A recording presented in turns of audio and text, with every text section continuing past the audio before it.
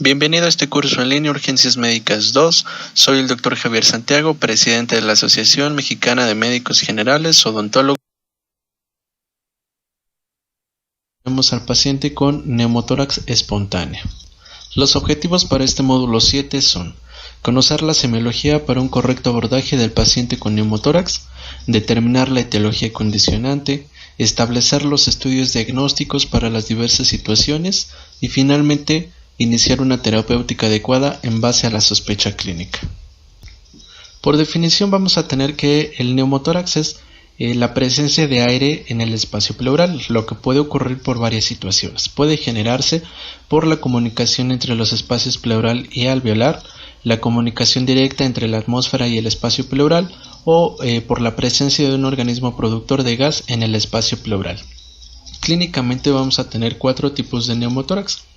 El primero es el neumotórax espontáneo primario, es aquel que se produce cuando no existe una etiología o una enfermedad de base a nivel pulmonar. El segundo es el neumotórax espontáneo secundario, el cual está asociado a una enfermedad pulmonar preexistente, puede ser de tipo obstructivo, intersticial, tumoral o infeccioso. Generalmente pacientes con EPOC pueden llegar a condicionar un neumotórax espontáneo secundario. El tercero, que es un neumotórax traumático, el cual se debe a un trauma directo o indirecto, penetrante o no a nivel del tórax. Y finalmente el neumotórax iatrogénico, el cual se produce como resultado no intencional de una maniobra diagnóstico-terapéutica. Para finales de este módulo vamos a abordar solo el neumotórax espontáneo primario. Según el grado de colapso pulmonar, que también puede brindarnos una clasificación, depende del tamaño del neumotórax. Puede ser menor del 20% si es leve, moderado del 20 al 40% y masivo mayor al 40%. Continuando con la clasificación que se mencionó en la diapositiva pasada, pues ya hablamos que tenemos diferentes tipos de neumotórax. Tenemos el primario, el secundario, el traumático o el iatrogénico. El neumotórax traumático, como sabemos, pues es aquel que se condiciona por un trauma abierto o cerrado en la región torácica. Como tal, pues esta es la causa condicionante. En el caso del neumotórax espontáneo secundario, en el cual ya mencionamos que debe de existir una enfermedad pulmonar de base que lo pueda condicionar. Existen diversas alteraciones o diversas afecciones que pueden generarlo. Tenemos pacientes asmáticos en los cuales cuando aparece este neumotórax suele coincidir con las agudizaciones y con frecuencia se acompaña de neumomediastino. En pacientes con EPOC es muy frecuente y es un hallazgo que siempre se debe de buscar cuando se está valorando una exacerbación de pacientes con EPOC. Con frecuencia son secundarios a la ruptura de bullas intrapulmonares, suelen cursar con importante afectación general y es conveniente sospecharla en todo paciente con EPOC descompensado, con aumento brusco de la disnea crónica y dolor pleurítico. El tercer padecimiento que lo puede condicionar pues son pacientes con fibrosis pulmonar avanzada, en aquellas que existe panalización y bullas como en el granuloma eosinofílico. Enfermedades del tejido conectivo como el síndrome de Marfan o el síndrome de Ehlers-Danlos también pueden llegar a cursar en algún momento de la enfermedad con un neumotórax secundario. Hay otra condición que también es importante mencionarlo, que es el llamado neumotórax catamenial, que es una entidad rara que se da en mujeres de mediana edad en el contexto de la menstruación y su sustrato anatomopatológico corresponde a un foco endometriósico ectópico. Y finalmente las neumonías que también pueden llegar a condicionar un neumotórax. Generalmente las neumonías necrotizantes, en especial las originadas por estafilococos, tuberculosis, pueden generar focos gaseosos y con ello desencadena el neumotórax. En relación como tal al neumotórax espontáneo primario, que es en lo que se centra este módulo, pues se ha visto que en el 90% de los pacientes se origina por la ruptura de bullas. Estas bullas son quistes aéreos subpleurales menores o mayores a 2 centímetros, que se llegan a acumular o que se llegan a encontrar entre la lámina interna y externa de la pleura visceral. Estas bullas con frecuencia se suelen encontrar en el vértice del lóbulo superior, o también en el vértice posterior del lóbulo inferior. Sabemos que el neumotórax espontáneo es independiente del esfuerzo o la tos y se suele ver en varones entre 20 y 40 años con tipo asténico y con hábito tabáquico.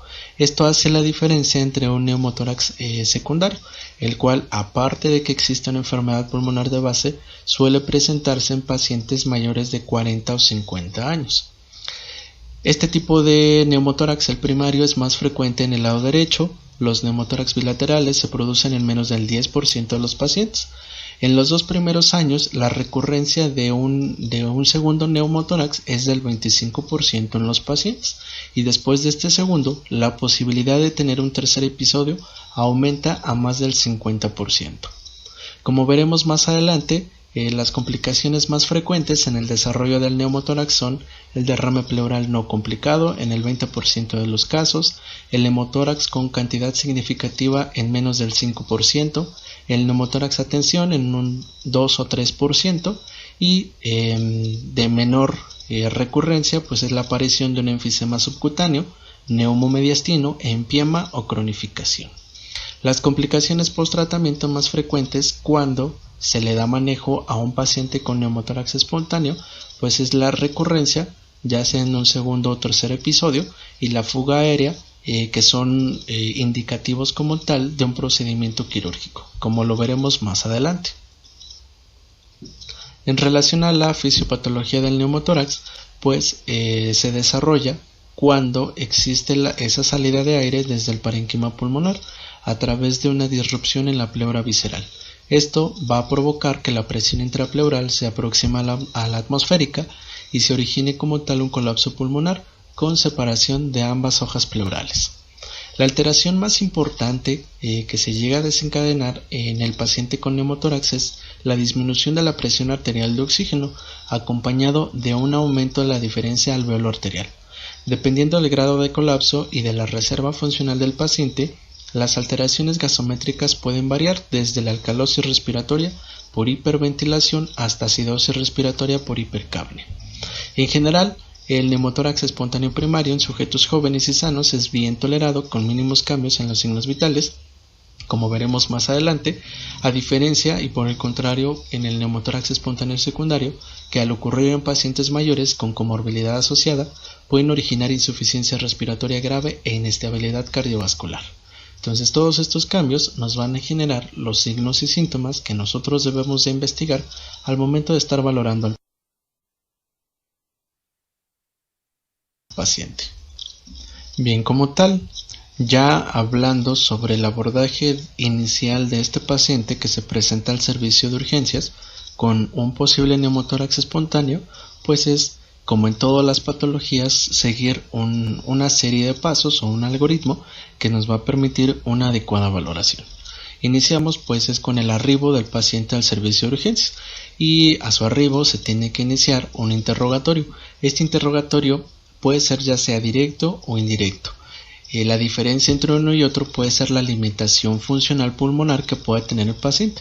Si es un paciente que se presenta con un neumotórax de primera ocasión, en la gran mayoría de las ocasiones no tienen tanta limitación funcional, a diferencia si se tratara de un neumotórax secundario o un primario, pero si fuera recidivante en una segunda o una tercera ocasión, entonces incrementa más el trabajo respiratorio que pueda presentar y eso limita un poco el interrogatorio. Entonces puede variar, ya sea indirecto o directo, y en el cual lo primero que hay que investigar es la causa, si hay una causa de base que pudiera estar condicionando el neumotórax, si es un paciente asmático, si es un paciente con EPOC en tratamiento, si es un paciente con fibrosis tal vez o con una enfermedad de colágena que pudiera generar este neumotórax, y entonces ya no sería primario, sería secundario. Cuando ya al interrogatorio no encontramos alguna causa aparente, entonces pudiéramos ya pensar desde este primer momento que lo podemos catalogar como un neumotórax espontáneo primario. Seguido de esto, pues es investigar la sintomatología. Los síntomas van a depender, como se mencionó, de dos factores: la reserva respiratoria del paciente y el tamaño del neumotórax, debido a que muchos de ellos son de pequeño tamaño y suceden en pacientes sin patología pulmonar previa, pueden no provocar disnea debido a la reserva funcional del paciente. Se estima que aproximadamente entre el 5 y el 10% de los casos pueden ser asintomáticos. El síntoma más frecuente es la dolor en punta de costado en la región torácica afectada. Se puede irradiar al resto del tórax y al cuello. Suele ser intenso, de carácter punzante y de inicio agudo, con duración variable. Suele aumentar con la tos y movimientos respiratorios profundos y a la tos, y se puede aliviar con la respiración superficial y con la inmovilización. En algunos casos pueden existir manifestaciones vegetativas, ya sea sudoración, taquicardia, palidez o incluso otro tipo de síntomas, como por ejemplo puede ser tos seca, hemoptisis, síncope o debilidad de miembros inferiores. Seguido de esto se tiene que realizar esa exploración física.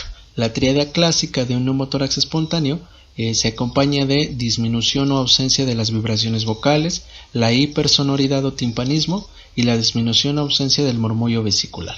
La comparación entre ambos semitórax siempre es importante al momento de estar valorando al paciente, porque suele pasar que tal vez estamos ante un paciente con un enfisema pulmonar y obviamente las características que mencionamos se suelen presentar en ambos pulmones.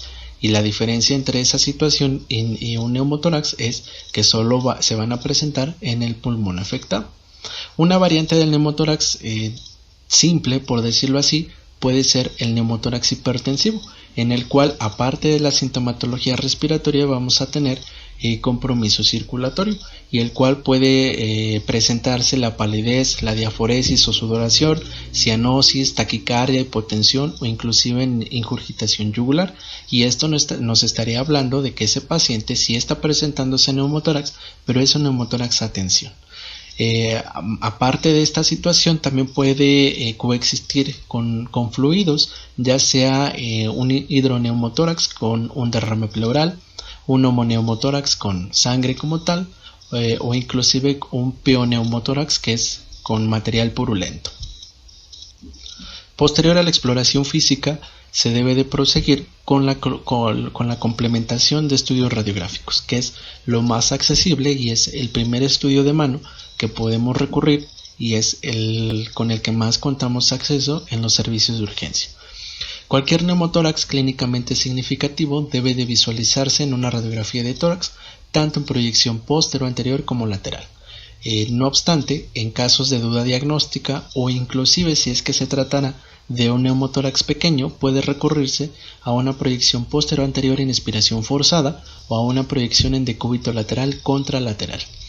Y esto es para visualizar o cuando no estamos tan seguros si es que se trata de un neumotórax espontáneo primario. Los signos radiológicos principales que podemos encontrar al momento de estar valorando la placa de rayos X son la existencia de una línea pleural debido al aumento de densidad de la pleura visceral en el pulmón colapsado. Esta línea, como lo observamos en la imagen, se va a dibujar o dibuja el contorno y va a generar una diferencia de densidades entre el pulmón colapsado, que es una densidad más clara, y la cavidad pleural, que es la densidad más oscura. Acompañado también se puede presentar una interrupción de la vascularización pulmonar a nivel de la línea pleural, que se extiende radialmente desde el hilio pulmonar hacia dicha línea. Esta línea pleural nunca excede los límites de la cavidad intratorácica y puede confundirse con ella imágenes originadas por el borde interno de la escápula, pliegues cutáneos en sujetos obesos, pliegues de la ropa, sondas de oxigenoterapia y fundamentalmente también en pacientes con enfisema. Es por esta razón que al momento de estar tomando la placa siempre se tiene que tomar, aparte de que tiene que ser posterior anterior, en expiración forzada, con la posición que es en las manos sobre la cintura, para que con esto se abatan las escápulas, eliminemos esa posible línea que pueda confundirse con la línea pleural producto del neumotórax espontáneo primario. Aparte se pueden llegar a presentar o se pueden llegar a observar adherencias pleurales. No es tan común, pero sí es importante saberlo porque en ciertos casos se pueden llegar a presentar. Cuando ese neumotórax se puede acompañar de acumulación de líquido o de sangre, es importante también estar valorando las bases de ambos pulmones, en los ángulos costofrénico y el otro ángulo, que es el cardiofrénico, que esto nos va a permitir visualizar si hay acumulación o no de líquido. Otra cuestión que se tiene que observar y que se tiene que determinar en las placas de rayos X que se le tomen al paciente, aparte de identificar la presencia de ese neumotórax, es valorar el tamaño del mismo. Según las indicaciones de la Sociedad Británica Torácica, el tamaño del neumotórax debe clasificarse según el grado de acumulación de aire visible en la radiografía póstero anterior. Esta valoración, como lo observamos en la imagen, se va a determinar entre la distancia de la línea pleural y el borde interno de la pared torácica, como lo vemos en la imagen, que se dibuja una línea roja entre el borde medial y el borde de esa línea pleural. Es entonces que vamos a tener dos tipos de neumotórax, que es un neumotórax pequeño si es que la distancia entre A y B es inferior a 2 centímetros, y un neumotórax grande cuando la distancia de A a B es igual o mayor a 2 centímetros.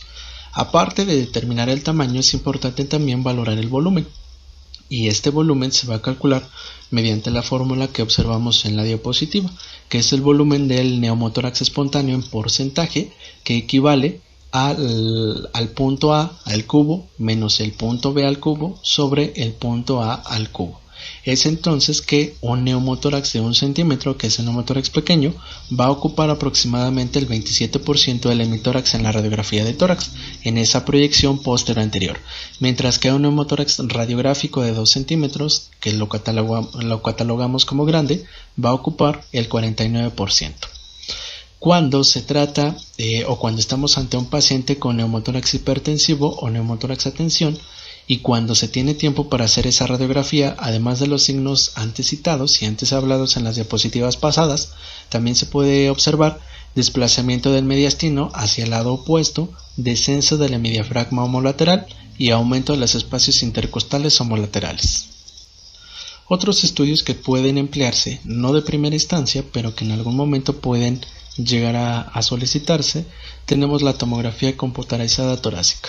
Esta tomografía únicamente está indicada si hay duda diagnóstica, especialmente en el diagnóstico diferencial con el paciente enfisematoso, en aquellos casos en los que el propio enfisema puede ocultar la existencia de un neumotórax sospechado clínicamente, o ante la posibilidad de una herniación intratorácica gástrica. Otro uso que se le puede emplear a la tomografía torácica es para la determinación y la cuantificación de un hemoneumotórax espontáneo. Otras pruebas complementarias que no son imprescindibles para el diagnóstico y tratamiento, pero es aconsejable la realización por la información adicional que nos pueden aportar, y sobre todo si ese paciente tiene indicaciones de intervención quirúrgica. De esto se puede tomar la saturación arterial de oxígeno, la gasometría arterial, la cual está indicada cuando la saturación es inferior al 92% en pacientes con patología pulmonar de base o si se sospecha de retención de CO2. Biometría hemática con recuento leucocitario para valorar la existencia de una anemia aguda sugestiva de un hemoneumotórax.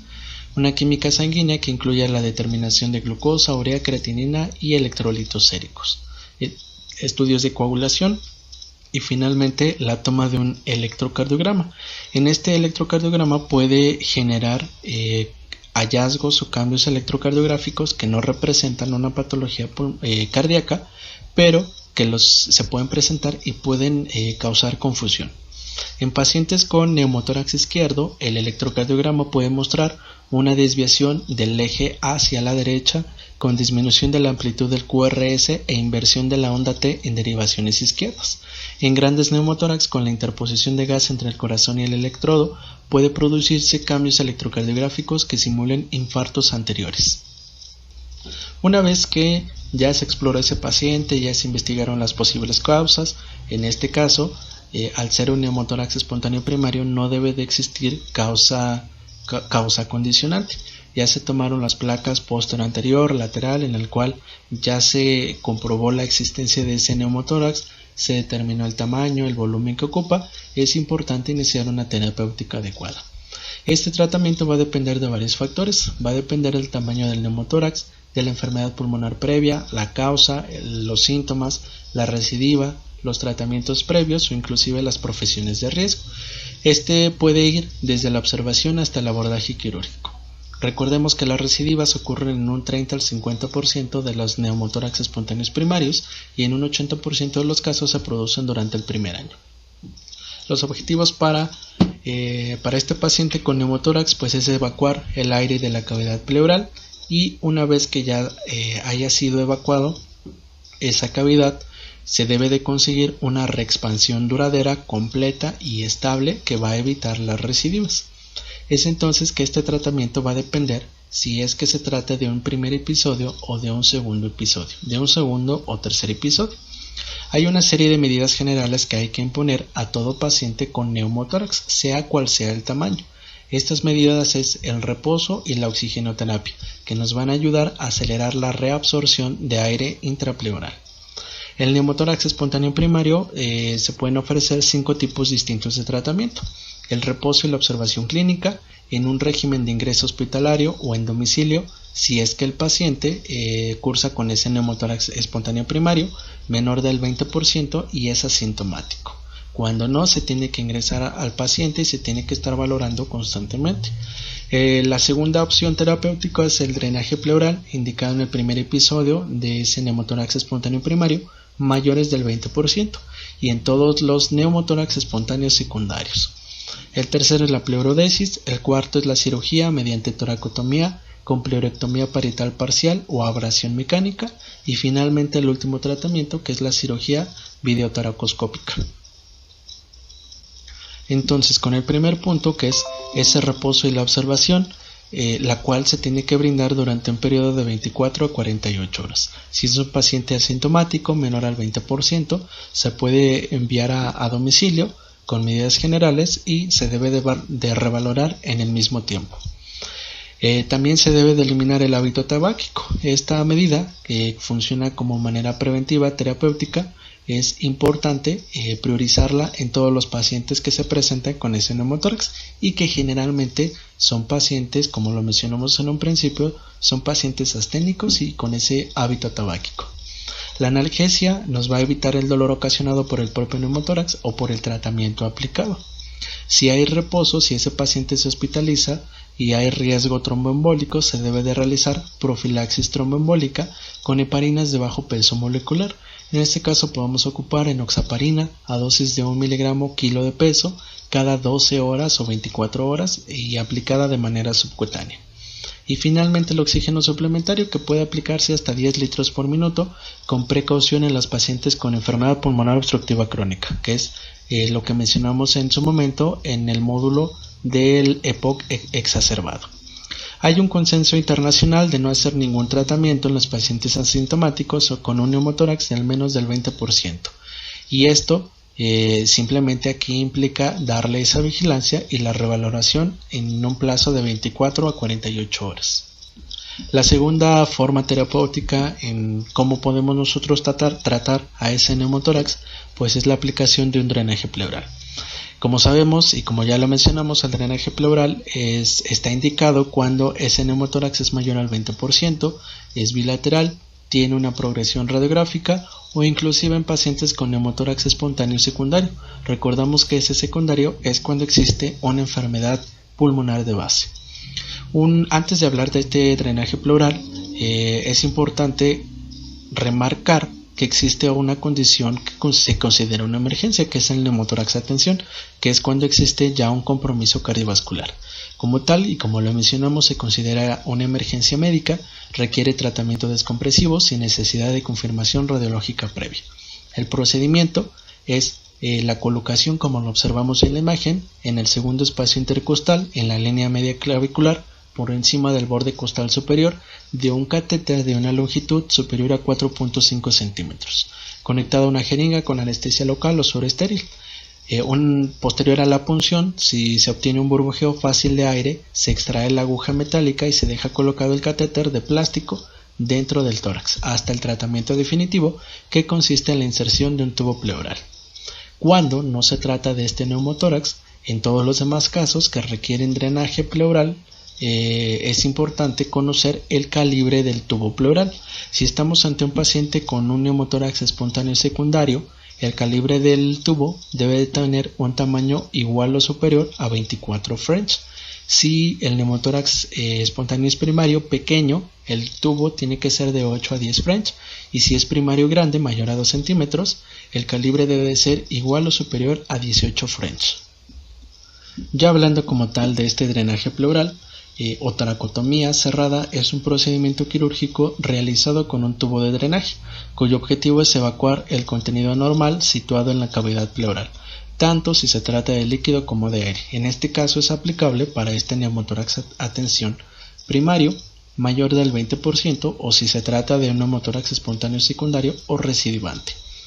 El procedimiento, como lo observamos en la imagen, pues es primero la localización del lugar de la incisión.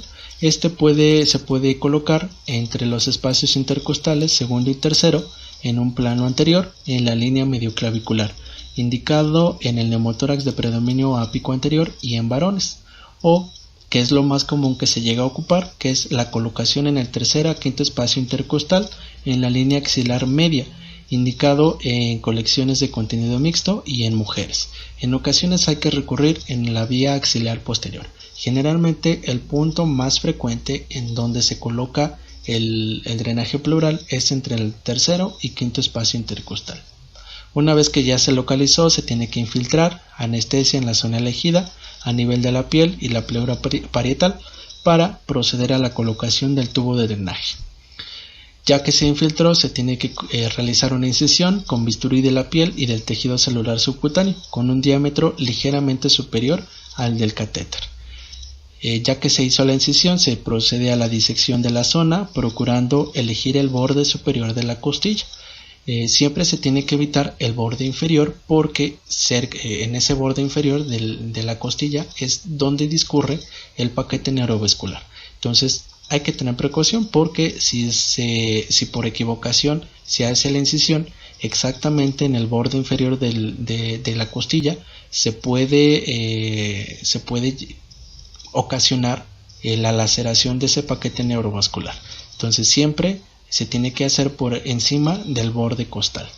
Una vez que se atraviesa la musculatura intercostal, puede perforarse la pleura por punción directa con el catéter del tubo del tórax o mediante la disección instrumental o digital, que es como tal con el dedo del médico.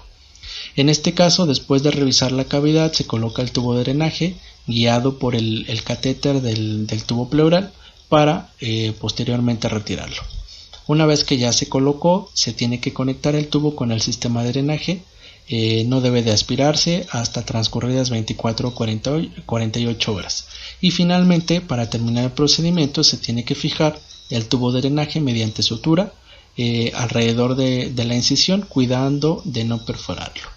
Las complicaciones de la colocación de este drenaje pleural, pues dentro de las más frecuentes tenemos la aparición de un enfisema subcutáneo, las lesiones arteriales por la lesión de ese paquete neurovascular costal y las infecciones. Una vez que se colocó, se tiene que realizar control radiográfico a las 24 horas y hasta el egreso a las 48 horas. Un control ambulatorio cada 2 semanas para determinar que el procedimiento fue el correcto y ver la evolución de ese neumotórax espontáneo primario. Finalmente, las últimas opciones terapéuticas en las cuales se las puede brindar al paciente con ese neumotórax, tenemos la pleurodesis, la cirugía o la cirugía videotoracoscópica. En cuanto a la pleurodesis, se reserva para pacientes que no puedan ser sometidos a toracotomía, que tal vez cursan con una mala calidad de vida, edad avanzadas, neoplasias con progresión pleural. El objetivo es conseguir la unión de ambas pleuras con distintos agentes, talco, clorhidrato de tetraciclinas, bleomicina o con colas biológicas, que se administran mediante drenaje pleural o toracoscopía. Y finalmente los últimos métodos, que son los métodos invasivos, los cuales están indicados en tratamientos invasivos después de haber iniciado ese neumotórax espontáneo primario.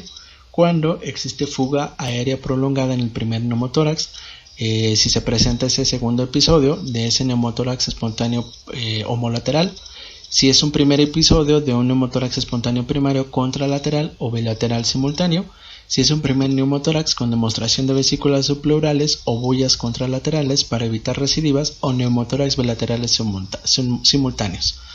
O si se trata tal vez de un primer episodio con neumotórax espontáneo primario hipertensivo. Es entonces que estos procedimientos tal vez no son realizados por el médico de primer contacto o el médico del servicio de urgencias, pero es importante que los conozca porque forman parte del manejo de ese paciente. Bien, entonces, en todo paciente que se presenta al servicio de urgencias con un posible neumotórax espontáneo primario, lo primero que hay que hacer es brindarle esa valoración inicial, que es tal vez investigar una causa desencadenante, y eso hace la diferencia entre un neumotórax primario espontáneo o un neumotórax secundario.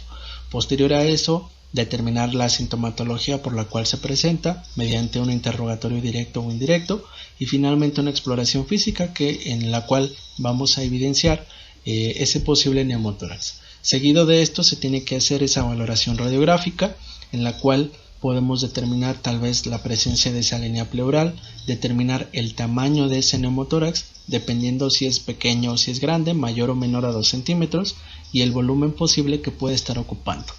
Una vez que ya se determinó la presencia de ese neumotórax, se tiene que realizar esa terapéutica dependiendo del tipo y del tamaño de ese neumotórax. Si es un neumotórax espontáneo primario, en una primera ocasión y es menor al 20%, con el reposo y la vigilancia es más que suficiente. Cuando es más del 20%, la primera opción es mediante la colocación de un drenaje pleural. Recordamos que si ese paciente se presenta con una situación de emergencia, que es ese neumotórax a tensión, lo primero que hay que hacer es la descompresión mediante la colocación de un catéter en el segundo espacio intercostal, línea media clavicular, para posterior colocar ese drenaje pleural. Y finalmente los últimos procedimientos que se pueden realizar, que ya son procedimientos quirúrgicos mediante la cirugía, lo cual está indicada cuando ese neumotórax espontáneo primario ya es recurrente, es contralateral o es ipsilateral, pero está complicado. Ya una vez que se realizaron esos procedimientos, independientemente del tipo de procedimiento que se le realizó, se tienen que hacer valoraciones posteriores, ¿sale? Para darle evolución a ese neumotórax y como tal evitar la recidiva. Bien, entonces con esto terminamos este módulo 7, que es el manejo del paciente con neumotórax. Continúa con el siguiente módulo.